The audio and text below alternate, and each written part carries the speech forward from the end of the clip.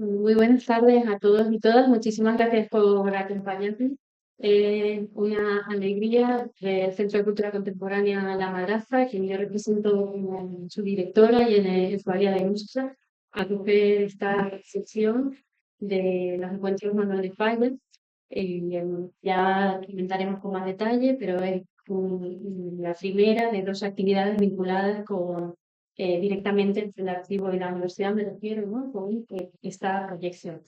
Eh, Desde el nuevo equipo de la Madraza, significativo, claro, poder reforzar bueno, y ver creativamente qué es lo que podemos inventar, ¿no? Con las instituciones de la ciudad y algunas que son tan importantes como la Acción Manuel de Falla, desde luego para nosotros es absolutamente prioritario. Llevamos el nombre de Manuel de Falla, tanto una de las cátedras que integran el área de música como también los premios Manuel de Falla, y es una figura que sobran las palabras para importancia que tiene tanto en la ciudad como en general para los estudios de psicología que nuestra universidad tiene. Y por otro lado, tenemos un interés fundamental en la unión de artes. Para nosotros es clave pensar las áreas conjuntamente en proyectos que se enriquezcan mutuamente, donde el cine pueda dialogar con la música con el teatro, como puede ser la pantomima, también con el pensamiento humanístico, etcétera. Entonces, de alguna manera, este proyecto recoge ese espíritu en el que intentamos, con el que de alguna manera pues, construir este proyecto que el nuevo equipo ha cogido con todo el amor y toda la ilusión desde hace ahora un año y un mes. Cedo la palabra a Elena García de Paredes. Muchísimas gracias por también a Paolo por abrirnos la posibilidad de que podamos acoger este evento que de verdad para nosotros es toda alegría. Muchísimas gracias, Marina. Muchísimas gracias a todos por acudir. Estábamos comentando además que, bueno, Granada, que ya sabemos que es muy activa musicalmente, artísticamente, pero bueno, esta parece que es la Semana del Cine, porque hay grandes eventos y bueno, vamos luchando unos con otros para que siempre pueda haber alguien.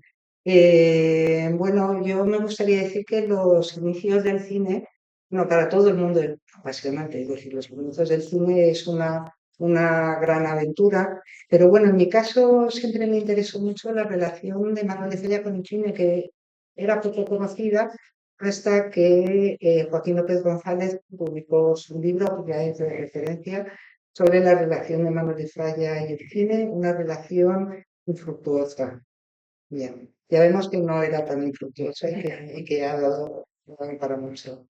Pero bueno, concretamente a mí me llamó mucho la atención siempre el Manuel de Falla de Argentina, es decir, es un Manuel de Falla ya en sus últimos años y bueno, tuvo una relación muy interesante. Son los momentos en los que las grandes, Joaquín la estudió muy bien, las grandes productoras de cine le aman y le proponen su participación en proyectos cinematográficos. Él está muy interesado en el cine y bueno, de la mano de Sergio de Castro, un joven Sergio de Castro, que pone en sus manos el libro El sentido del cine de Eisenstein, que le entrega unas preciosas postales de Machu Picchu en las que Manuel de Falla cuando las ve dice, esto es Atlántida. Y, y se mete a guionista también. Bueno, todo esto Joaquín lo ha estudiado muy bien.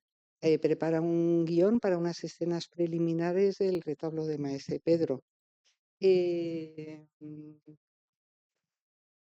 pero lo que yo no me podía imaginar es que este nexo de unión de Manuel de Falla, pues yo por lo menos no lo conocía, aquí ha tenido que venir Paolo Pinamonti también a abrirnos esta caja maravillosa, que es el joven Manuel de Falla que va a París y que se ve atrapado pues, por todo este mundo. Muchísimas gracias a la Universidad, a la Madraza Centro de Cultura Contemporánea.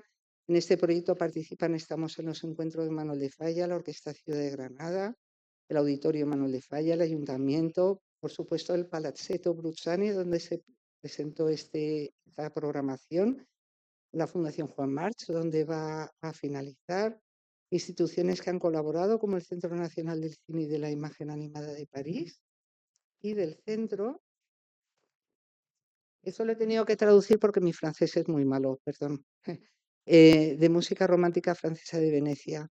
Y sobre todo, Paolo, el gran acierto de esta programación.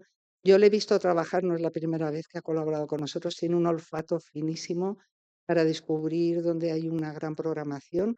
Y en este caso, bueno, pues tiró de una simple frase muy cortita en una carta de Manuel de Falla a sus padres en las que hablaba de un viaje cinematográfico. A partir de ahí, todos estos encuentros en Manuel de Falla. Y bueno, solamente me queda agradecer el trabajo de estos tres magníficos que van a estar hoy en la mesa, Paolo, Joaquín López González, yo, eh, también el trabajo de equipo que ha hecho el archivo Manuel de Falla con todas estas instituciones, que ha sido la verdad que todo muy bien. Llamar la atención también, mañana se le vamos a poder escuchar, del trabajo que ha hecho Juan Carlos Garballo, no solamente como pianista, sino que la ha sincronizado, ha aportado ideas con la música. Y bueno, yo creo que ya no quiero hacer más spoilers, yo ya dejo hablar a los que tienen que hablar. Muchas gracias. Bueno, y un momento, pero yo tengo que decirlo, agradecer mucho la presencia hoy aquí de Iván Nomic, que una persona también muy vinculada al archivo Manuel de Falla. Y bueno, gracias a todos.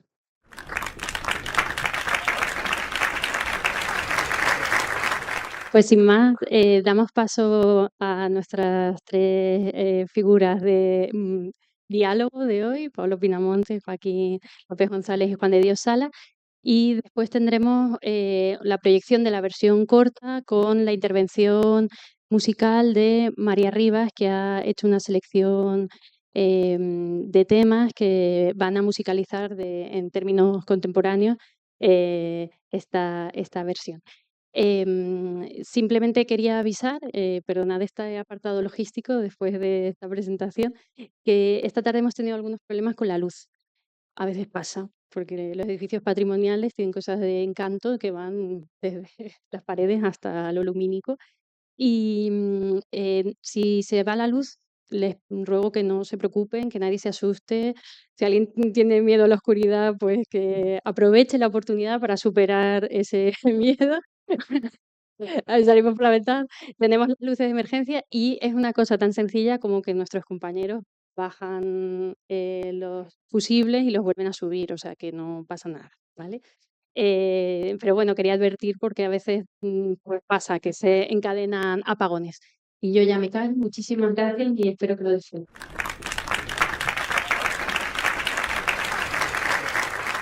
Bueno, buenas noches, bienvenidas y bienvenidos a todos para esta, bueno, previo a lo que vamos a ver a continuación.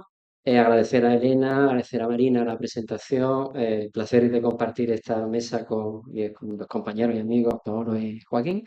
Me permito ser un poco el presentador, sobre todo porque yo voy a hablar menos en el sentido de que a ellos les corresponde poco contextualizar lo que vamos a ver a continuación de la conexión de Manuel de Falla con el cine, con la música del cine, etcétera, etcétera, ¿no? Entonces creo que sería Joaquín el primero que debería de hablar en relación justamente a eso, a todo lo que él ha trabajado en el libro y a toda esa conexión de Manuel de Falla y el mundo del cine, que es tan fascinante, sobre todo por el desconocimiento que tenemos sobre ella y que nos puede un poco servir de punto de partida para todo lo que después va a explicar Paolo a partir de lo que vamos a poder ver. Y en todo caso, yo me reservo un momento, que sea al final, para hacer una pequeña comparativa en formato puramente cinematográfico entre la versión que veremos hoy, la del año 1906, y la que veremos mañana, principio fecha del año 1912, pero sobre eso tenemos una seria discusión que en realidad no es esa fecha porque no puede ser y que intentaré explicarle por qué no puede ser. Joaquín, por favor, cuando quiera. Muchas gracias. Buenas tardes a todos y a todas y por supuesto tengo que hacer un pequeño inciso para agradecer al Archivo Manuel de Falla y a la fuerza que hayan tenido bien invitarme a esta mesa redonda y disfrutar de este momento histórico en el que vamos a poder audiovisionar estas dos películas, ¿no? Hoy una y mañana otra, y que va a ser, bueno, es un hallazgo, un descubrimiento y un verdadero placer. Em, Sí, bueno, de alguna manera lo que justifica, en cierto modo, que yo participe en esta charla, tiene que ver con la investigación que yo hice hace ya más años de los que quisiera sobre la relación de Manuel de Falla con el cine. Acababa de terminar prácticamente la carrera de musicología y y estaba empezando con los preparativos de mi tesis doctoral y surgió la posibilidad de mirar algunas cartas en el archivo anual de Falla. De hecho, había una carpeta muy extraña con una sola carta que ponía cine. Y yo fui a hablar con Concha y con el profesor Nomic y me podía mostrar esta carpeta extraña en la que ponía cine. Y no había muchas cartas, en realidad solo una o dos cartas de un proyecto de los años 30 al que se le invita a participar a Falla. Pero empezamos a tirar del hilo de aquella carta y de esas posibles relaciones entre Falla y el cine, y nos salió, bueno, pues un epistolario, a modo de epistolario, que fue un librito, que fue así, mi primera publicación, mi primer libro, sobre Manuel de Falla y el cine, que además contiene pues cerca de 200 cartas transcritas en las que de alguna forma se trata o se habla sobre cine. Sin embargo, este estudio mío sobre la relación de Falla con el cine empieza en 1919, en el que yo localicé la primera carta en la que entendía que se hablaba de cine. Pero, mi querido Pablo, y los nuevos hallazgos nos llevan muchísimo antes, nos llevan a 1907, con un Falla recién llegado a París, por decirlo de alguna forma. A ver, él llega, entiendo, con aspiraciones de hacer grandes cosas, pero está empezando, necesita ganarse la vida y le surge este trabajo, vamos a decir, alimenticio, de acompañar al piano una pantomima, una producción de pantomima. Y además está promocionando una producción cinematográfica. Y en ese verano que él pasa de gira, él escribe una carta a sus padres en la que creo que dijo algo así como está haciendo un viaje cinematográfico. Una tournée cinematografica. Eso es, una tournée cinematográfica. Claro, la pregunta es, ¿qué quiere decir Manuel de Falla cuando dice que está siendo cinematográfica? Cabría pensar que es que él acompañaba con el piano las proyecciones cinematográficas. No lo sabemos. Ni creo que podamos saberlo a no ser que apareciera una evidencia muy directa que dijera, acompaña a la proyección Monsieur Manuel de Falla, pianista y compositor. ¿No?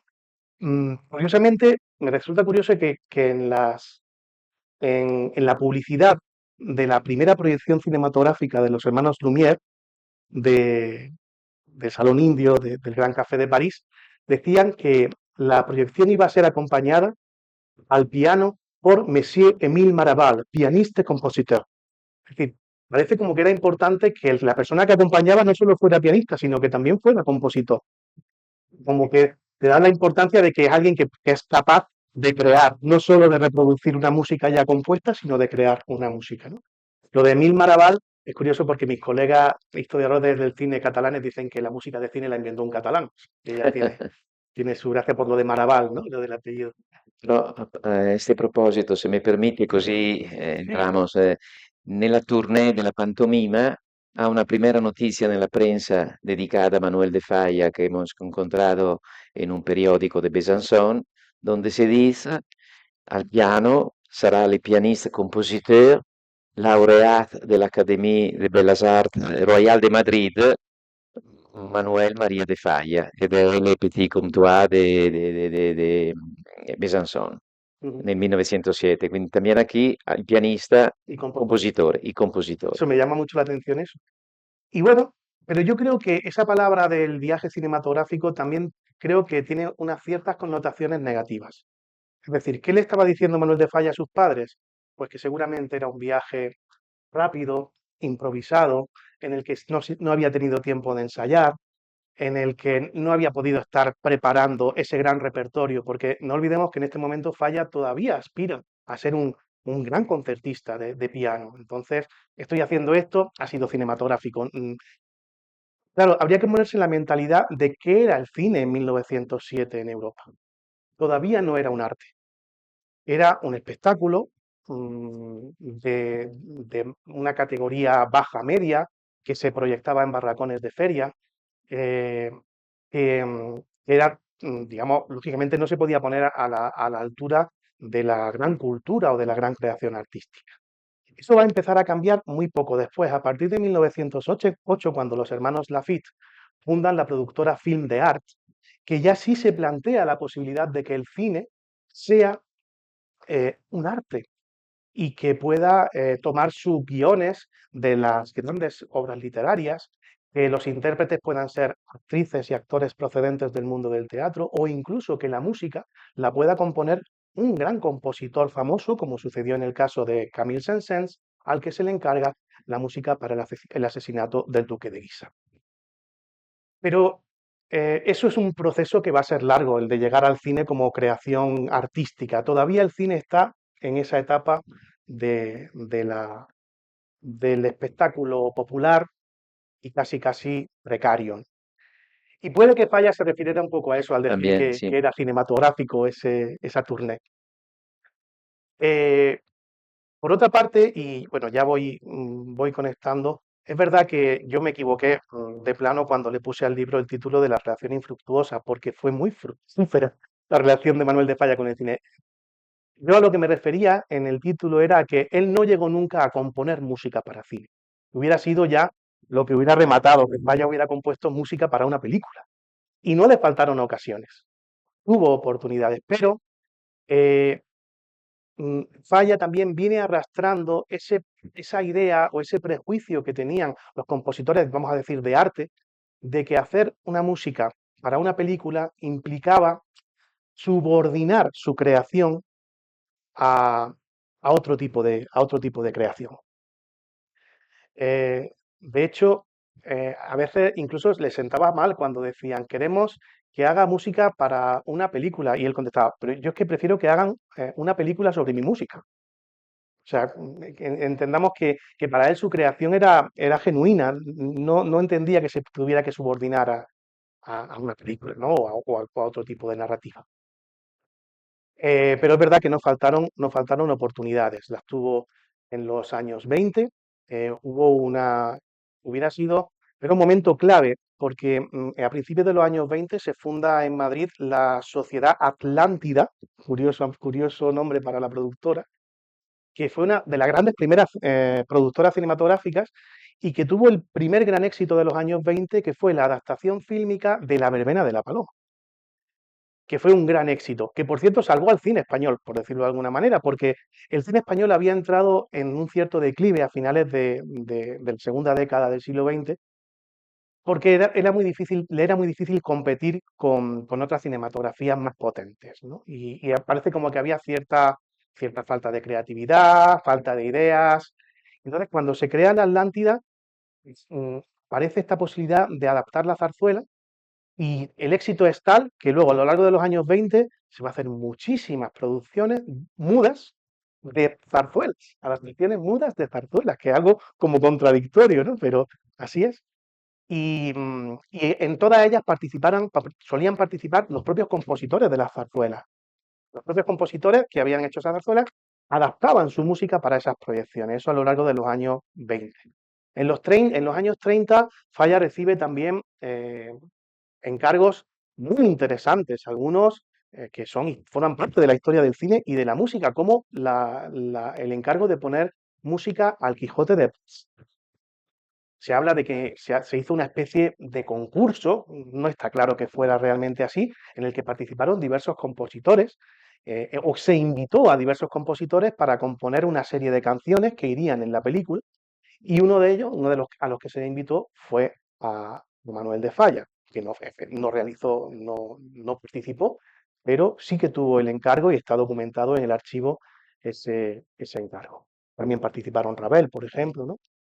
Eh, Sí, más que un concurso, empezaron pidiendo música a Falla como primera hipótesis. Él dijo que no o no contestó, entonces la producción cinematográfica tuvo que ir para frente. Contactó a Ravel, que dijo que sí, porque quería ser pago. Empezó a escribir, ma el tiempo pasaba, porque componía con tiempo. Entonces, de frente a questa situazione, llamaron al joven Georges Eurique, que en 15 días preparó la colonna sonora de la música porque era necesario, era el tiempo de producción cinematográfico que sujetaba la elección, no era la calidad de la composición, con el, con era un el, sistema cons- produttivo. con el consiguiente enfado de Ravel. Sí, con el suo alumno y con Eurique, que era alumno de Ravel, que sufrió este momento. Sí, sí, así es. También en los años 30, estando Manuel de Falla en Granada, recibe la visita de Edgar Neville.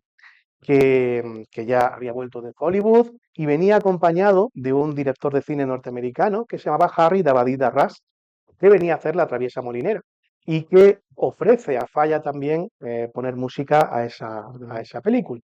Y Falla amablemente, porque además en la producción estaba implicado Chaplin, tenía buenos referentes el proyecto, pero Falla estaba a otras cosas y le propone que contacten con un joven, todavía en aquella época músico, discípulo o hermano de su discípulo predilecto Ernesto Hafter, que es Rodolfo Hafter, quien hará la música finalmente para La Traviesa Molinera.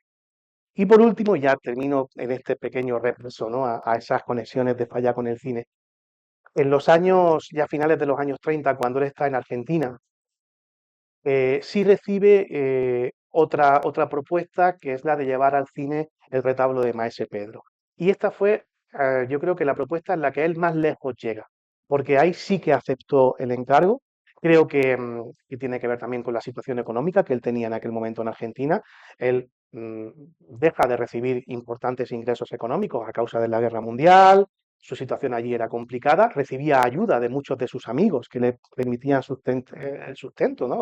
El poder hacer frente a los gastos que suponía vivir allí. Y cuando recibe la propuesta de un estudio cinematográfico de hacer una adaptación del retablo, él se muestra dispuesto. Lo que ocurre es que le hicieron, como se dice en algunos sitios, le hicieron la 13-14. Es decir, le engañaron porque la productora no hizo más que darle largas. Y primero le dijeron que había que retrasar el rodaje porque no había película, a causa de la guerra no estaba llegando celuloide a Argentina y no se podía rodar. Luego le dijeron que el retablo era una obra demasiado corta, que lo normal es que una película como mínimo durase una hora y que el retablo no superaba la media hora, 30-35 minutos, que si podía ampliarlo a una hora. Y Falla dice, sí, lo estoy dispuesto a ampliarlo y escribió un guión cinematográfico, que además cuyo borrador se conserva en el archivo y efectivamente él se empapa de teoría del cine, estudia a Eisenstein, tiene otros libros también sobre técnica del cine, porque realmente él quiere aprender ese lenguaje para escribir el guión. Y bueno, finalmente el proyecto, el guión se llega a depositar en el registro de la propiedad intelectual en Argentina. La productora lo recibe, pero finalmente el proyecto no se lleva a cabo. Eh, ya Falla está bastante mayor, bastante enfermo y se quedó ahí. Y es verdad que también en estos últimos años, como dicen, pues recibió una de cal y otra de arena, porque empezaron a llegar propuestas de incluir el amor brujo en producciones cinematográficas de Hollywood. Además, muy bien pagadas. Recuerdo leer las cartas que él tenía con el corresponsal de Ricordi en Argentina, que decía, nos ofrecen, no recuerdo, no sé cuánto era, $5.000 por total musical y para Falla ese dinero era, bueno, agua de mayo en ese momento que realmente estaba con dificultades económicas. Y así tenemos pues tres o cuatro apariciones estelares de la música de Manuel de Falla en cine musical norteamericano, además con versiones, algunas muy interesantes como la que hace José Iturbi a cuatro manos con Sí, su con hermana su hermano. en una peli que se llamaba Two Sailors and a Girl o algo así. No, Dos, Two Girls and a Sailor. Together in a Two Sailor. Girls and a Sailor. Y, y bueno, y alguna otra aparición, y alguna otra, curioso, que le llegaron a pagar, pero que no se llegó a filmar. Esto es curioso, es verdad, a veces eso lo hace mucho Hollywood. Paga los derechos, me lo bloqueo, y si quiero lo uso, y al final a lo mejor no lo uso, pero a Falla le llegó esa remuneración. Y bueno, eso es un pequeño resumen de lo que fue esa relación de Falla con el cine en 30 y tantos años, ¿no? Hubo más episodios, pero quizás tengan menor importancia. Así que yo ahora me encantaría que Pablo nos hablase más en concreto de este episodio que a mí, sinceramente, se me pasó. Yo no pensé que hubiera una relación tan temprana de Falla con el cine como esta que vamos a descubrir hoy. Todo por- Antes quiero también yo agradecer a Elena y a nuestra presidenta y a Marina Hervas por la organización y a Juan de Salas, la organización de este ciclo de 3 días aquí en Granada. Eh, puedo decir pocas cosas. ¿En qué sentido? Este episodio para mí es muy importante porque se sitúa en la encrucijada de dos historias paralelas, en lo cual Fallas se encuentra en el medio. O sea, por un lado ha la historia de la nueva fortuna que al final del siglo XIX e all'inizio del siglo XX eh, caratterizza la storia della pantomima. La pantomima ha una storia antichissima, però al final del siglo XX, soprattutto in Francia, la pantomima trova una seconda gioventù nella seconda metà del siglo XIX. E questa nuova, chiamiamola temporada alta della pantomima, coincide también con un'altra storia paralela, che è il nascimento del film d'arte, come ha bien contado Joaquín. E sto d'accordo con él que puede ser que el adjetivo cinematográfico no está ligado tanto al hecho que ha acompañado o meno una película, cuanto a una producción muy rápida, como tú dijiste.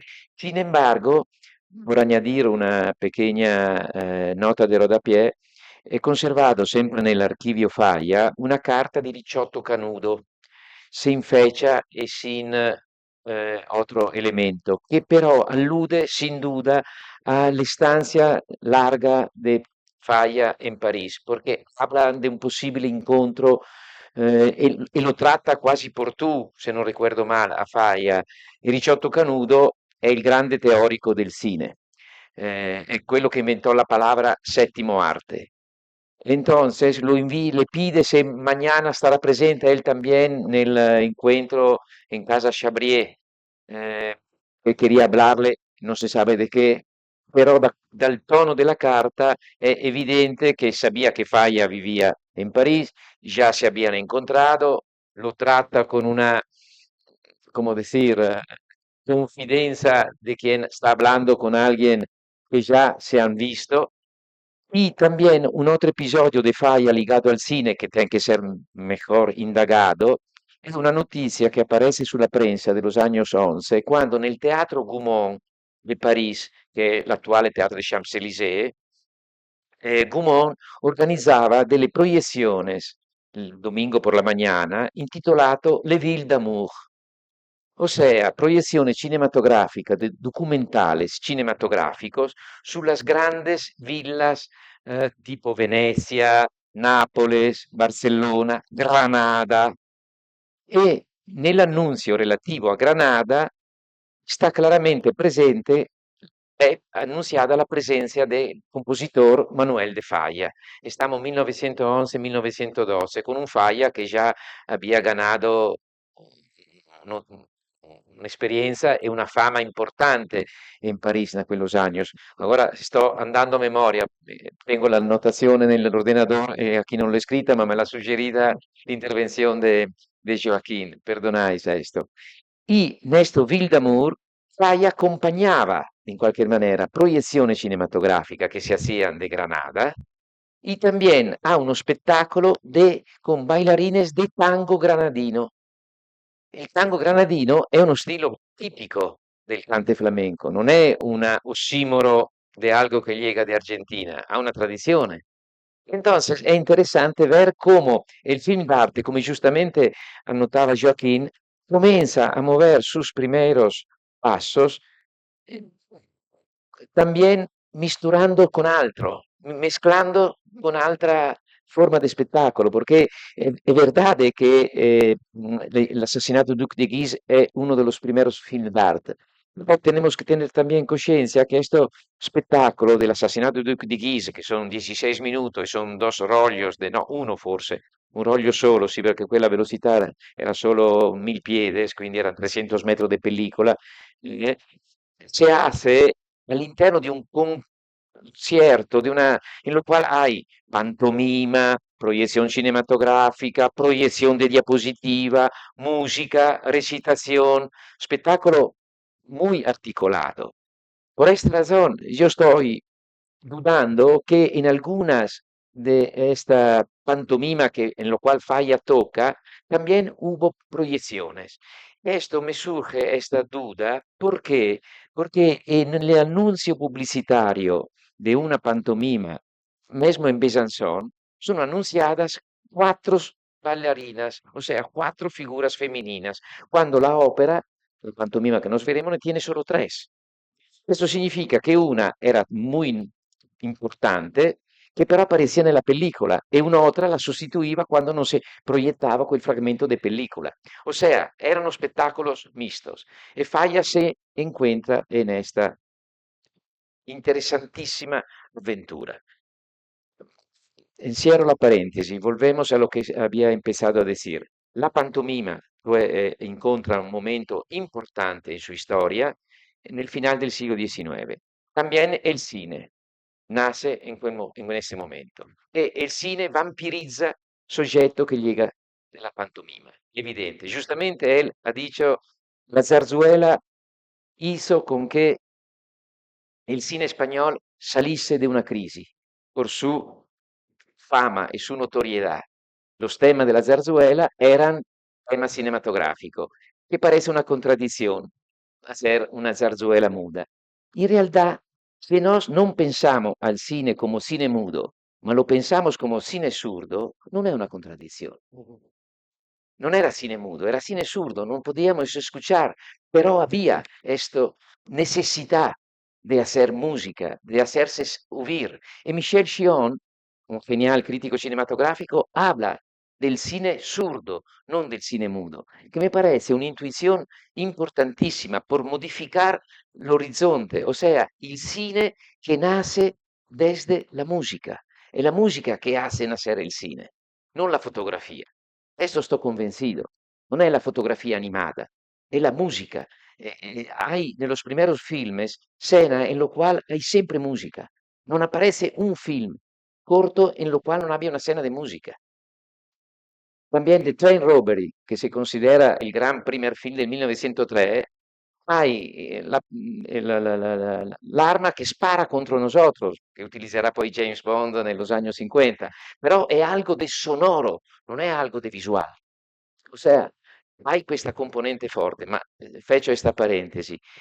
Entonces, Falla se encuentra en esta encrucijada. La pantomima L'Enfant Prodigue, que veremos después, è una pantomima che tuvo un éxito enorme in Europa al final dello siglo XIX. L'autore era André Wormser, un buen autor francés, Prix de Rome nel 1875 con la cantata Cleopatra, autor de muchas páginas sinfónicas, melodie, música da cámara, y también autor de 4 pantomimas, género en lo cual se especializó. L'Enfant Prodigue fu la pantomima de mayor éxito. Estuvo in París nel 1890 por un anno intero, con grande éxito. Llegó a Londres nel Teatro del Príncipe de Galles nel 1891 con muchísimo éxito. Se representó también en Italia nel 1891 en Florencia e en París y llegó también a Viena en una traducción de Louis Frappart, que era un gran bailarín de origen francesa que pertenecía al corpo de baile de la corte de Viena, de los Oper de Viena. Entonces, è una pantomima de grandissimo éxito. Perché? Perché io sto convencido che in esta pantomima la maschera de Pierrot è una maschera en lo cual se coniuga, por un lado, la gioiosa maschera italiana del Pierrot italiano, ma por otro lado también el Pierrot moderno, el Pierrot francés, el Pierrot lunatico, el Pierrot sombrio, el Pierrot melancónico, un Pierrot que si divide entre padre y hijo, porque aquí asistimos a 2 Pierrot, al Pierrot padre y el Pierrot hijo.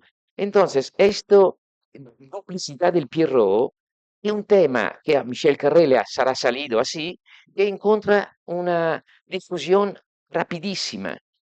Hay spettacoli intitolati Les Deux Pierrot, che si realizzano in Vienna, ed è chiaramente ispirato a questo Enfant Prodigue. E perdonáis mi pobre castellano, ma sto cansado, e quando sto cansado non hablo bien. Este pantomima, l'Enfant Prodigue, en Francia se mantiene nel escenario hasta el final de los años 20, inicio de los años 30. Marie Falconetti, la grande interprete de Dreyer, della Jeanne d'Arc nel 1828 nel Théâtre Féminin rappresenta l'enfant prodigue e Antonia Mercé, l'argentina que tenía que estrenar El contrabandista e Sonatina, de Conrado del Campo e de Ernesto Altes, se non me olvido, debe esperar unos días que termine l'enfant prodigue. Le escribe del teatro, non podemos porque está teniendo su grande éxito, tienen que esperar e se retrasa el estreno de esto ballet. Solo por deciros que esta pantomima, l'enfant prodigue de Wormser, Michel Carré, con la figura de los dos Pierrot, è una grande pantomima de grande éxito. Llega a Broadway con il titolo Pierrot de Prodigal, nel teatro di Broadway con la musica di Wormser. O sea, è un testo importante. E Falla se incontra a toccare il piano in questa pantomima con André Wormser que ensaya e tuve la oportunidad de conocer la cualidad pianística de Falla. Tanto que Falla en su carta lo dice, me apreciaron muchísimo. En algunas situaciones tuve que tocar solo yo, porque no había otros músicos. La hice solo al piano. O cuando la toqué, los aplausos al final de la ouverture furono muchísimo, ma non podía interromperme porque lo spettacolo seguía para la frente.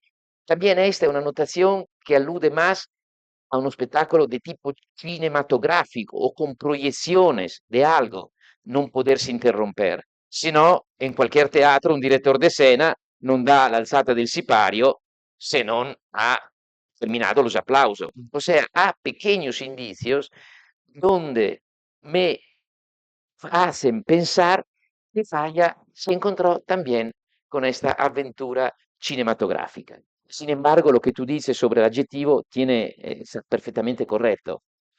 No hay, que puede ser también este tipo de producción muy sencilla, muy rápida, sin tiempo. O sea, ha una duda como he dicho, en Besançon hay 4 mujeres anunciadas en el cartel, ma de hecho son 3 que actúan. Perché? Perché però hay una mujer importantísima que es la protagonista del film del 1907. Entonces, la possibilità che si utilizzasse parte della pellicola all'interno del film con una doble personaje que lo hacía dal vero per proyectar alguna escena con la música que tenía que seguir, producción cinematográfica, sin demasiado ensayo y sin tener demasiadas atención a la calidad de la ejecución, podía ser interesante verlo. Naturalmente necesitamos otro tipo de fuente por testiguar esto hecho. Venimos al cine.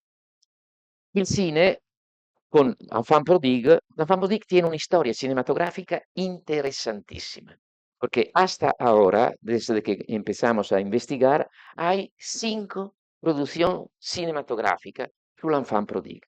Por un sujeto, por un tema solo, tener 5 versiones cinematográficas parece quasi come Bibbia. Pues tenemos que ver. La Bibbia, la Bibbia. De la Bibbia hay muchísimos filmes, ovviamente, proprio nell'inizio, ma dell'Enfant Prodigue tener 5 filmes significa che algo había significato questo Enfant Prodigue.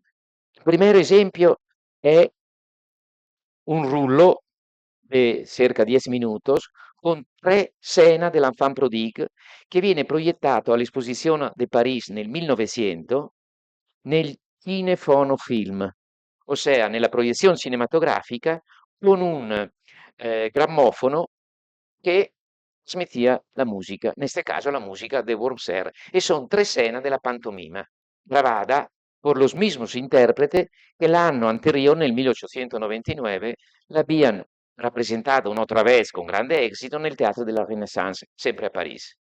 Poi tenemos la película que veremos hoy, que está nuevamente sonorizada, y agradezco a la compositora que está aquí con nosotros, que después nos presentará su trabajo, che è una produzione inglese, perché ha gli intertitoli in inglese, ma porque también los intérpretes sono los intérpretes que realizzarono la pantomima nel Prince Walls Theatre de Londres nel 1891. Sono lo mismo intérprete della pantomima in Londres, interprete di este film, che más o meno è del 1906, 1903, 1906. Después hubo un film del 1907, que es lo que se annuncia nella prensa francese l'estreno il 20 de junio del 1907, quando Falla acaba di llegar a París e sta contrattato per toccare il piano nella preposizione della pantomima per promuovere il film, o il contrario, en quel tipo de sistema de nuevo forma de espectáculo que París ofrecía en los años, en el inicio del siglo XX. Questo film è un film dello qual tenemos testigos importantes, pero se ha perdido. È un film de 1600 metros, quindi cerca de 90 minutos. Son seis rollos de película. È una cosa inacreditabile pensare a un film de 1600 metros nel 1907, però è così. Eso significa entonces que ya en el 1907 había un largometraje. No tengo que esperar Cabiria o Griffith del 1912-13. Adelantamos al 1907 con un film largo. È una pena che este film se haya perdido, porque también Cristoforidis, en su importante artículo aparecido en El sombrero de tres picos, nos da noticia que este film se proyectó también en Madrid nell'otoño del 1907. Entonces, il potente Frère Gaumont, FT Gaumont, casa di produzione parisina, allugava pellicola alla cinematografia spagnola con questo titolo, che llega a ser proiettato nello cine de Madrid. Este film se ha perdido, però se conserva un film del 1916, che è il film che mañana proietteremo nel Espacio Carlos V. Questo film del 1916 è praticamente, a mi entender, copia hecha 9 años después del film de 1907. ¿Por qué? Porque tenemos un artículo de Benoît, Edmond Benoît Lévy, el director de cine que hizo la película del 1907, que recuerda en un artículo su comedia, un artículo muy simpático, y dice, yo quería proyectar nuevamente el film de 1907 nel 1916, ma las máquinas de proyecciones habían mutado. Las perforaciones de la película eran diferentes, entonces era imposible proyectar esta película. Decidimos de rehacerla, un remake, un classico remake, ma sin alterazione dell'historia. Con la musica di Walser, con il guion di Albert Carré, che era il guion della pantomima donde toccò Manuel de Falla, con la musica che toccò Manuel de Falla. Este film del 1916 fortunatamente se conserva una copia nel Centro Nazionale de Cinématographie di París ed è una copia per un pubblico anglofono, perché los intertítulos sono todos in inglés. È evidente che la produzione cinematografica all'inizio hacía con intertítulo differente producciones por las diferentes naciones e così lo podía comercializar. All'inizio del cine sonoro se hacen addirittura producciones bilingüe, se rodan dos veces las películas en lenguas diferentes, cuando los actores podían hablar o el inglés o el alemán. È il caso del Blauangel de von Sternberg, che ha una edizione in inglese e un'edizione in alemán, que los actores podían recitar sea en alemán que en inglés. En este caso cambiaban los intertítulos, pero sabemos que el público anglófono era amplio, llegaba a Estados Unidos, donde perdonáis, Pierrot de Prodigal había llegado a Broadway. Entonces era un tema que se podía también publicitar a través de esta película. Entonces, mañana, y così termino, veremos esta película que lamentablemente tiene cortes, ma son cortes determinados dalla historia della película. Se incendia la película, se tiene que cortar, se tiene que pegar in qualche maniera, e la película tiene una duración de 65 minutos, quando l'original rondava entre los 85 e 90 minutos. Quindi perdemos 15 minutos de la música devono ser. Porque la película è hecha siguiendo il guión de Michel Carré scritto por la pantomima. O sea, la pantomima è il guión del film. E se uno lee la partitura e il libretto di Michel Carré, è come leer un guión cinematografico con la musica già scritta. Con la musica già scritta. Se tenía simplemente que filmar este tipo de acción.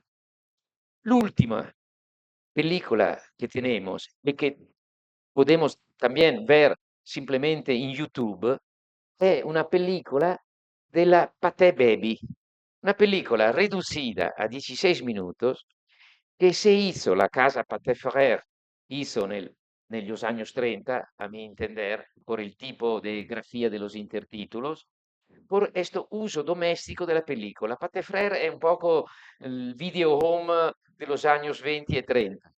En casa se tenía un proyector, un paso reducido y se podían proyectar estos filmes mudos, naturalmente de duración limitada. Esto es una película de 16 minutos con muchísimos intertítulos. ¿Por qué? Porque está muy cortada la película, entonces se tiene que contar la historia, no se puede contar en imagen, se cuenta con los intertítulos escritos por un uso doméstico. Entonces, grande pantomima con grande éxito en todo el mundo. Film que vampiriza el libretto de Michel Carré varias veces en varias películas. En el medio hay Falla, que en el 1907 se encuentra en París por acompañar esta pantomima en contemporánea con la proyección del film. Esto con que me ha surgido la idea de dedicar los encuentros Manuel de Falla a este tema por valorizar eh, toda esta relación que hay nella París del 1907, en la cual Falla ambiva llegar por liberarse de la dimensión ristretta del mundo de la zarzuela madrileña en aquellos años. Terminaría así, se hay posibilidad de diálogo, estoy disponible por esclarecer dudas sobre este tema. No sé si he sido claro, porque son meses que trabajo sobre este tema, entonces no he organizado una, digamos, una prolusión ordenada. Quería solo dar la idea de la importancia que hubo por Falla esta experiencia en París, tocando en la pantomima o tocando en el film pantomima o tocando solo la pantomima, como muy probablemente tiene razón Joaquín. In mi entusiasmo interpreté quella tournée cinematografica come un Falla pianista de cine. Muy probablemente non lo fue, o fue a metà, in uno spettacolo misto, non lo sabemos. L'hecho importante è che Falla in París vive un momento fundamental che è quello del nascimento del cine.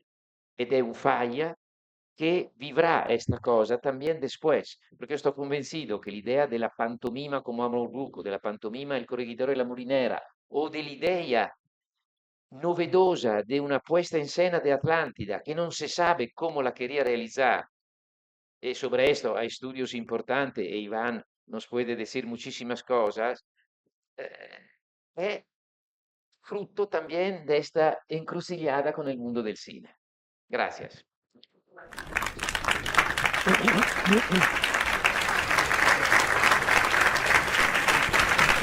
Bueno, yo muy rápidamente, para dejar paso ya a la parte musical, un poco contextualizar lo que vamos a ver hoy y lo que vamos a ver mañana. Las casualidades de la vida, las casualidades de la propia desarrollo de las dos películas, han hecho que lo que vamos a ver hoy y lo que vamos a ver mañana sean dos buenos ejemplos, cada uno de ellos, de eso que en su momento Noel Burch, en su famoso libro El tragaluz del infinito, diferenciaba entre lo que se llamaba el modo de representación primitivo, es decir, una manera de hacer cine que nos puede parecer anticuada o extraña, pero que en realidad tenía mucho que ver, porque era el traslado al nuevo medio, al nuevo soporte de un lenguaje teatral, y lo que se llama el modo de representación institucional, que es como hoy entendemos el lenguaje cinematográfico, con los cortes de plano, el montaje, etcétera, etcétera. Eso se produce justamente cuando, como planteaba antes Paulo, con la aparición de los maestros de Giovanni Pastrone en Caviria, del maestro Griffith en Estados Unidos, es decir, todo eso ya está ahí, ¿no? Pero eso no ocurre más o menos hasta la mitad de la segunda década del siglo XX, es decir, 1915, 16, etcétera, etcétera. Por tanto, ¿qué vamos a ver hoy? Lo que vamos a ver hoy es claramente un ejemplo de modo primitivo de representación. Lo van a poder ver en dos elementos muy claros. El primero, que va a ocupar casi la mayor parte de la proyección. Todo lo que tiene lugar en la casa de Pierrot, eh, por cierto, antes de entrar en ese tema, curiosidad, que tiene, yo creo que tiene que ver tanto con el tema de cuál es la fuente original, es decir, estamos hablando de una obra de teatro, por tanto, la traslado, perdón, una pantomima, la traslado tal cual a la pantalla. Todavía no estamos, ni después de la versión que vemos mañana, en esa necesidad absoluta, incluso podría decir que hasta los años 20, de que todo lo que aparezca en la pantalla sea real. Es decir, la capacidad del espectador para entender que jugamos con el elemento teatral. Es decir, los personajes que aparecen en la película de hoy, Pierrot padre y Pierrot hijo, van vestidos como un Pierrot. El resto de los personajes van vestidos normales. No pasa nada. No resulta nada extraño, no resulta nada chocante, etcétera, etcétera. Pienso, por ejemplo, El Hada Azul es una película maravillosa dirigida por Maurice Torner en 1916, donde los animales son actores vestidos de animales. Y no pasa nada. Nadie se lleva las manos a la cabeza. Es algo normal, es algo habituado del mundo del teatro, parece lógico. Pero es que años más tarde, en los años 20, Herbert Vernon rueda una maravillosa versión de Peter Pan, donde Peter Pan lo interpreta una actriz, y los animales que aparecen son actores vestidos de animales. Tampoco pasa nada. Es decir, esa necesidad del cine que sea la realidad es muy posterior. En este momento, por supuesto, eso ni se plantea. No resulta nada extraño que dos personajes vayan vestidos como personajes de pantomima y el resto vayan vestidos como personas normales y corrientes. Entonces, lo vamos a poder comprobar porque todas las escenas que tienen lugar en la casa de Pierrot están cortados lo que sería un plano entero. De tal forma que el borde de abajo del plano permite que el actor a cuerpo entero se le vea completo. Sería no exactamente como la posición de un espectador que está viendo una obra de teatro, puesto que estaría bastante más alejado. En ese sentido, bueno, si tomamos como referencia al gran maestro en ese momento, que es Georges Méliès, Georges Méliès filmaba en lo que nosotros entendemos hoy en día. Disculpe un momento, no se me ha quedado esto.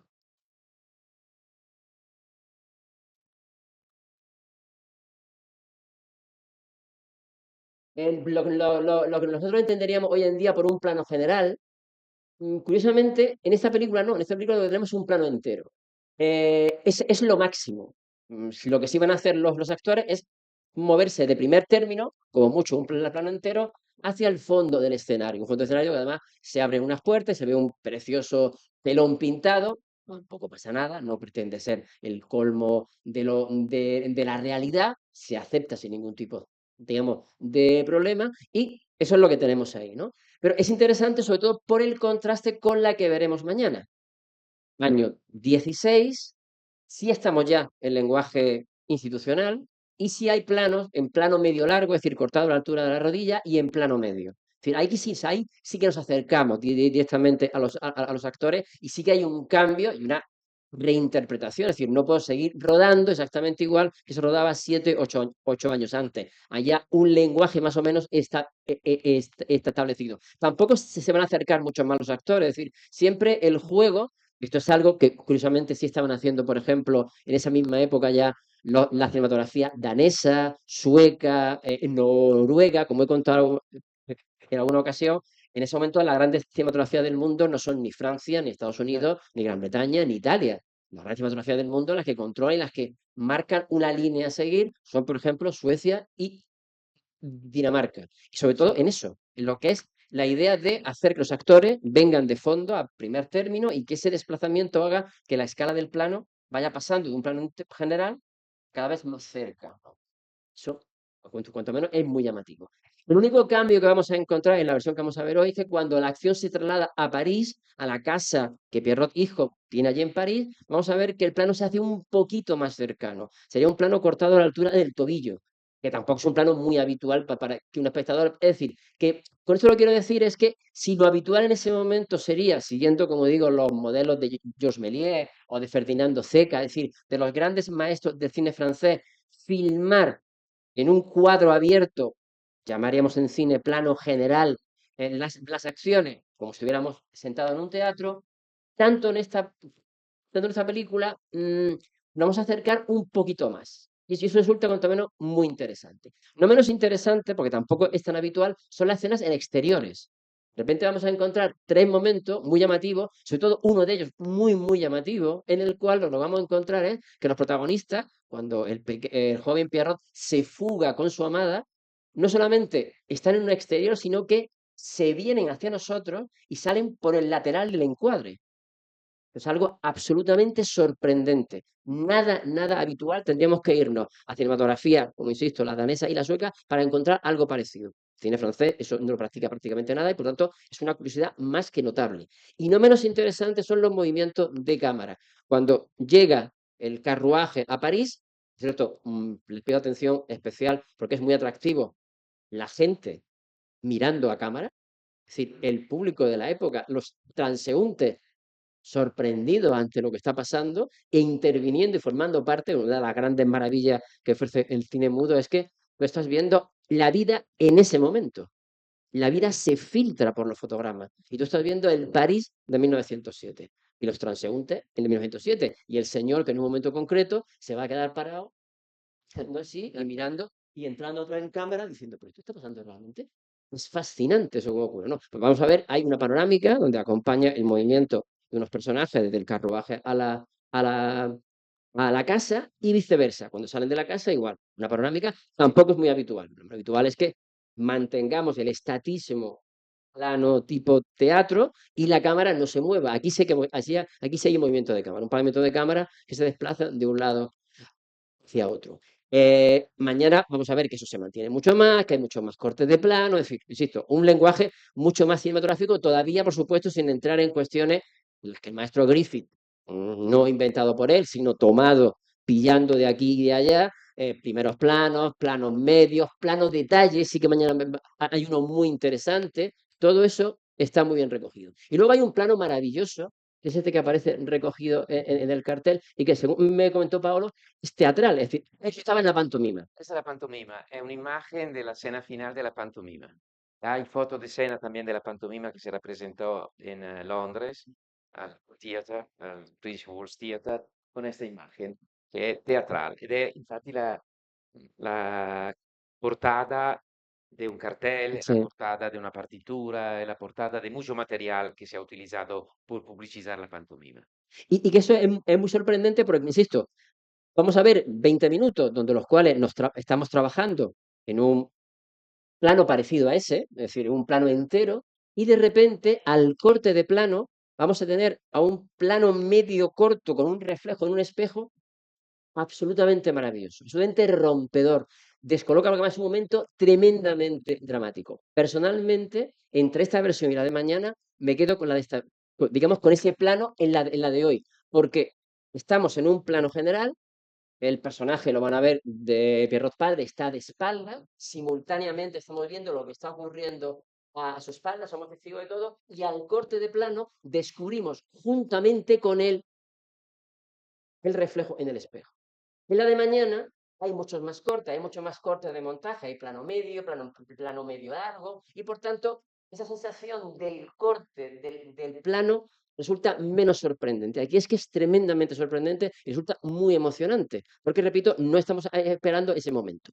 Como detalle curioso, no está colocado al final, pero es el momento culminante. È quasi finale. Claro, es que es el final, es el momento culminante. Y eso también forma parte de lo que es el modo de representación primitivo. Como explica Noel Burch en ese mítico libro, es lo que se llama el plano emblema. ¿Qué es el plano emblema? Lo que decía antes Paolo respecto al tipo que dispara a cámara. Es el resumen. ¿Cómo explico yo al espectador cuál es lo importante de lo que estoy contando? Cuando estamos todavía en una época en la que no aparece la palabra fin, cuando todavía no se cierran las películas con un beso. He pensado que el beso es el fin, de que gran parte de las películas y que el peso vino a sustituir la aparición de un cartelito? Justamente viene ahí.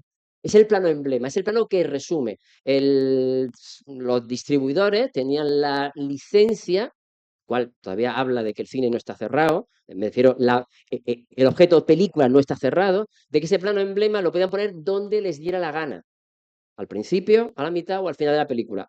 Digamos, normalmente al principio o al final. Por eso, de la famosa Asalto y roba un tren, nos podemos encontrar versiones en las cuales el tipo que dispara a cámara está al principio, pero lo lógico es que esté al final, porque es un poco, señores, ustedes acaban de ver todo esto, por tanto, hoy está más o menos casi al final, pero es el plano que resume la película, es la vuelta del hijo pródigo, y está contado en una imagen que, como digo, rompe por completo. En ese sentido, la diferencia entre las dos versiones es más que notable, y sobre todo es muy útil, y yo le agradezco a Paolo el habernos facilitado esta película, porque para explicar la diferencia entre un modo primitivo y un modo institucional, nada mejor que tener la misma historia contada de dos formas distintas. Una forma que representa el mundo del teatro, insisto, no pensemos que es que, como en algunas veces se ha dicho, no, es que la gente de principio de siglo no sabían de cine, es que no sé qué, es que eran más, como entre comillas, más tontos, más torpes. No, No, no. sino si simplemente lo que estaban haciendo era utilizar el nuevo medio para cuál era el medio de representación fundamental, el teatro, las variedades, el music hall. ¿Vale? Pues entonces lo que hago es que eso lo ruedo, en este caso lo capturo con el nuevo sistema, que es el cinematógrafo. En ese sentido hacemos así y hacemos una parte, excepto los Lumière. Los Lumière venían del mundo de la fotografía, venían del mundo de la pintura, y ellos tenían una concepción estética mucho más cinematográfica de lo habitual, previa.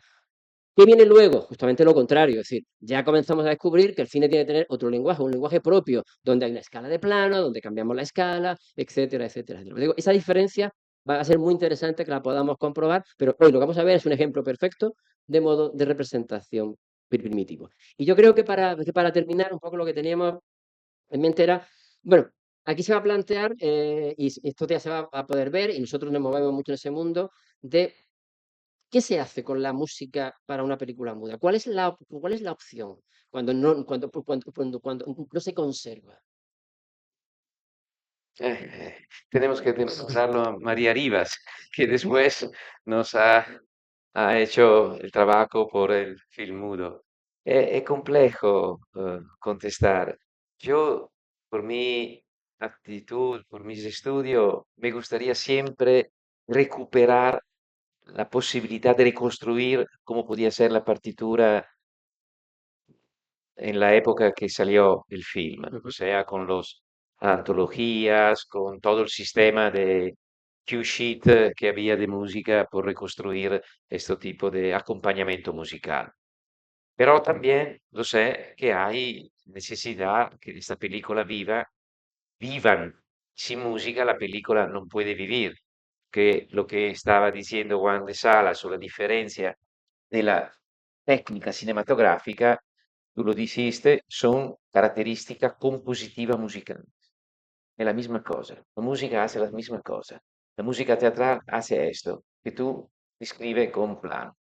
Quello, sto convencido de esta idea fuerte que el cine nace como expresión música, como erede de la grande música y del grande teatro, cuando la música llega al final del siglo XIX profundamente en crisi lingüística, en crisi gramatical, en crisi de fruición.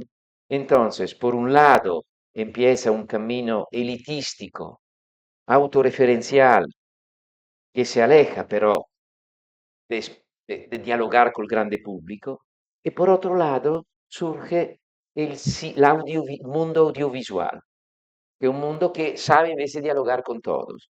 Digo una banalidad, a un concierto de música contemporánea podemos estar in cinco y somos contentos, que pensamos en una manera autorreferencial. En el mundo del cine llega a todos, como era una ópera de Verdi, como era una ópera de Wagner. ¿Me entiendes? Pero aquí Sí, abrimos sí, sí. una otra discusión un poco compleja. Joaquín. Sí, yo estoy de acuerdo. Pero bueno, como sucede en general con la música del pasado, podemos hacer una reconstrucción arqueológica, pues una música antigua, recuperada con criterios de autenticidad o aspirando a esa autenticidad, o podemos pensar que esa música entronca con el concepto de Humberto Eco de obra abierta, es una obra abierta, es un elemento a partir del cual podemos generar una obra nueva. Y, y en el caso del cine mudo, tiene mucho sentido, porque tampoco, o sea, lo que está claro es que el cine no podía existir sin música. Siempre había música, siempre. Eso es algo que debemos de entender. Pero la música no siempre era la misma. O sea, es que las proyecciones se hacían dependiendo de los lugares, del dispositivo musical que hubiera, de la elección de repertorios.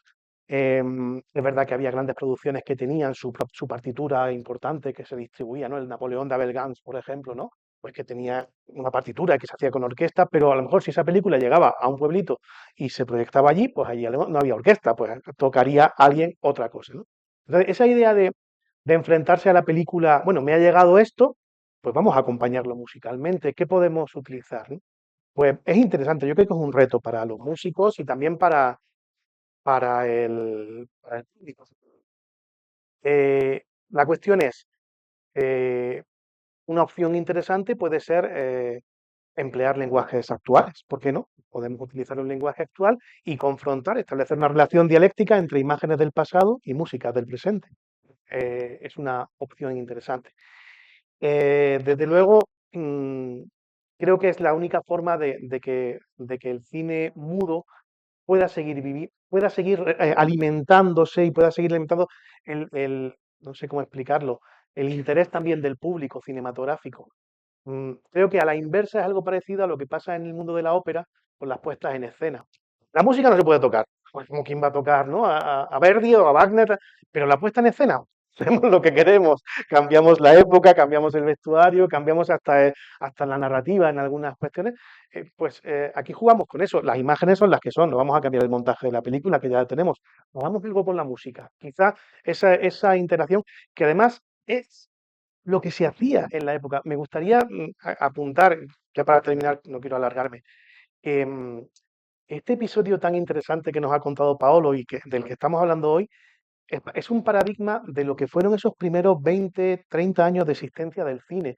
La historia tradicional del cine y de la música ha dicho, el cine llegó para fagocitar al teatro y se cargó el teatro. En absoluto, durante esos primeros años convivieron y el cine se alimentó del teatro y del teatro musical, pero es que el teatro musical se alimentó muchísimo del cine. Hace poco tuve oportunidad de investigar precisamente sobre la relación cine-zarzuela y hay más de un centenar de zarzuelas que hablan sobre el cine, ya sea en el argumento, que utilizan proyecciones cinematográficas durante la propia zarzuela, que además tenía sentido porque es que en los teatros de zarzuela hacían cine, zarzuela, Sì, unos días cine, otros días zarzuela. hai una zarzuela, Hay una que se llama Cinematógrafo Nacional, por sì, ejemplo. no, ma hay un'altra zarzuela, non ricordo il titolo, che è muy interesante perché è la storia de una proyección cinematográfica que se ve en escena, donde un marido ve la mujer que coqueta en una playa del norte de la Cantabria e descubre que su mujer no estaba en Madrid, ma stava in Cantabria porque ve el film. Así es. Y de ahí O sea, empieza el enredo de la zarzuela. que Del utilizan el cine como 1907, un del recurso 1907. narrativo de la Entonces è una zarzuela. Ujú. zarzuela che mistura film y zarzuela. Entonces, eso existió, esa conexión Sì. de los lenguajes y de lo escénico con lo audiovisual existió. Entonces, creo que tiene todo el sentido seguir abundando en ese camino. Yo como, en este caso de la parte cinematográfica, considero que la opción es que la música ayude a ver la película. Es decir, estamos hablando de un lenguaje extraño para la mayor parte del público, no está acostumbrado a ver películas que no tienen sonido, que no hablan. De hecho, se pone muy nervioso el espectador cuando las películas contemporáneas no tienen sonido, pero no hablan. Hasta los directores de hoy en día hacen que los actores digan cosas para que no estén callados, cuando no tiene sentido que digan cosas. Entonces, entiendo que la música debe de ayudar a que veamos la película, a no crear el efecto chocante entre mis ojos están viendo imágenes de 1906, mi oído está escuchando cosas de 1960, 70, 80, 90, 2000. Eso me parece un error garrafal porque tu función no es, tu función es ayudar a la película. es que el espectador entre en la emoción, entre en la trama, entre en las sensaciones, entre en los sentimientos. La música en cine mudo servía para completar emocionalmente lo que la imagen no me daba. La construcción musical da un poco igual, es decir, puedes utilizar formas de un tipo, de otro, pero la música no puede, bajo ningún concepto, sacarte, es decir, no puedes estar fuera, digamos, musicalmente, ¿no? Cuando la música es capaz de hacer eso, el estilo musical que elija es totalmente Indiferente, claro. indiferente, es exactamente lo mismo. Por hacer eso se tienen que respetar los códigos. Un Claro, momento en el cual la música debe desaparecer quasi, claro, ser claro. un fondo que no se escucha, ser la Efecti- mano izquierda de un pianista, Efectivamente, es también el tema como de, decía de los Copland. ritmos, de los ritmos, es decir, las imágenes tienen un ritmo porque tienen un corte de montaje, la música tiene su propio ritmo. No puedes ir a contrapelo de eso porque además estás creando un efecto chocante. Solo creo que hay dos grandes momentos en la historia del cine mudo en los cuales se puede jugar con ese tipo de cosas y uno por un lado, uno es sobre todo el cine de vanguardia soviético que te permite unos ritmos mucho más y otro en este caso, por otra serie de disonancias visuales, el expresionismo alemán. Pero lo que son las narraciones lineales, la narrativa, tú tienes que intentar que la música te sumerja en la emoción. Y como tú dices, Pablo, es decir, la música tiene que desaparecer. Tiene que desaparecer para que tú te emociones, o pases miedo, o te rías, o lo que sea. Esa es eso como yo entiendo por supuesto, hablo de una forma solamente profana como músico, sino como espectador. Yo lo que espero es que si veo una película muda, la música me arrastre emocionalmente. Si me separa, si me hace consciente de que yo estoy viendo hoy una cosa de hace no sé cuántos años, creo que no funciona. Bueno, Juan de, la música y todos los elementos. Claro, claro, Es que el film, la película, es ese arte en el que todos los elementos claro, confluyen para subordinarse a un único objetivo que es contar de la mejor manera posible una historia. claro, Porque a veces el que se va de madre no es el músico, sino el que ilumina claro. o el Sí, vestuario. O exacto. sea que a veces, si no contribuye a narrar, está estorbando. Sí, Y efectivamente hay algunos movimientos cinematográficos, estilos, sobre todo también el cine de vanguardia, que efectivamente ya sí se pueden generar dialécticas ujú, entre elementos musicales, elementos visuales, y sí puedes jugar con eso, ¿no? Estoy pensando, por ejemplo, en Sinfonía de una gran ciudad, por claro. ejemplo, ¿no? Ujú. Que ahí sí se pueden hacer musicalmente, vamos a establecer diálogos ahí, a ver. Pero es verdad que en la narrativa clásica, por decirlo de alguna forma cinematográfica, todo tiene que contribuir a contar la historia. Si no contribuye, da igual que seas el mejor compositor del mundo, estás estorbando. Exacto. Ujú. ¿Es así? Bueno, no ascendemos. Ah, perdón, Iván, Iván. Todo lo que dices, sí, son unas experiencias concretas como músico y como profesor universitario en Montpellier hemos cogido películas de Chaplin, Charlot, y entonces les he enseñado cómo utilizar los catálogos, aquellos que habían, Sí, por ahí estamos en lo que decías, es decir, una música escrita en esos momentos. Ellos cogían en catálogos, pero cosas muy graciosas, que pone música de los indios, música, el suspiro de no sé qué, la tormenta en Siberia. Hay cosas graciosísimas. Y entonces, utilizando esas músicas para que funcionen con las imágenes, precisamente, y funciona bien. En cambio, otra experiencia que hice, y hablabas del expresionismo alemán, es coger el sublime, el maravilloso Nosferatu de Murnau, y ahí improvisé todo, pero improvisación, pero en un estilo de música de hoy. Y funcionaba, no es porque sea yo, pero funcionaba bastante bien. Es decir, no ir a buscar catálogos de tal y cual, porque estamos en otra cosa. O sea, que es lo que comentabas, y ahí es verdad que podía funcionar algo bastante bien de una música actual. Y esa la improvisé. Únicamente tenía unas cuantas referencias en mente y vimos toda la película y fui improvisando, que ahí funcionaba algo mucho más actual. En cambio, con Chaplin, ahí sí que saqué, claro, saqué música que es muy esquemática y uno como músico lo va enriqueciendo, desde luego, ¿no? Pero otra cosa no hubiera funcionado. Totalmente de acuerdo. Pues esas experiencias concretas que vienen a aportar un poco confirmación de esto, ¿no? Muchísimas gracias. Sí, Son códigos al fin y al cabo. claro. Bueno, pues dejamos nosotros de hablar, hacemos que hable la imagen y la música. Y bueno, pues muchísimas gracias, compañeros, por haber estado por haber compartido con vosotros esto. Espero que haya resultado interesante y, lo dicho, vamos con la proyección.